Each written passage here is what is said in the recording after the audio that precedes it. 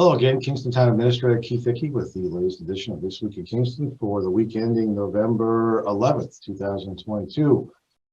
Still a lot of things going on behind the scenes that people may not be aware of, but try to keep you up to date on what's going on. I want to thank everybody who came out this past Tuesday to vote. We had just about 6,300 people come in and vote, which was just over 60% of the registered voters in town. So that's great news. It was very well attended, and no matter how your candidates did, it was great to at least have a bunch of people come into town and vote and take some time to do that. So I really want to thank everybody for doing that very, very much.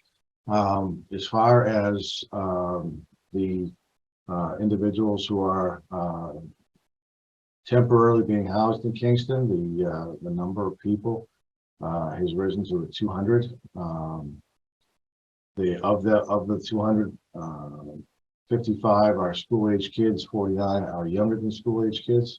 Board Chair Kim Ember was at an event last weekend where she had an opportunity to talk to the governor, who has indicated his intention to fund whatever expenses are incurred by each community that has some temporary residents in it, to make sure that there's no additional cost to the communities for hosting those individuals. So not quite sure yet how that's going to work, but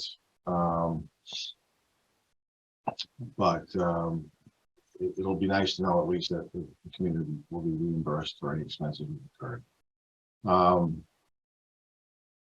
Also, just to make people aware, the Grays Beach Playground project is underway. The old playground equipment has been removed.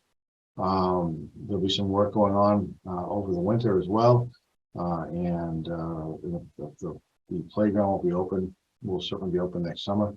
There'll be some additional work that needs to be done over the summer, but that work will be done in conjunction with keeping that playground open. So that's moving forward, which is great. We also had two individuals indicate they were interested in serving on the budget committee. So we now have a budget committee that can legally meet. We've got the majority of the people appointed now, so they'll be starting to meet in the very near future to start reviewing the budget that I present to them in about a month. So I want to thank everybody for donating the time to that as well. We've also had our tax rate set for 2023. That tax rate is $13.36 per thousand.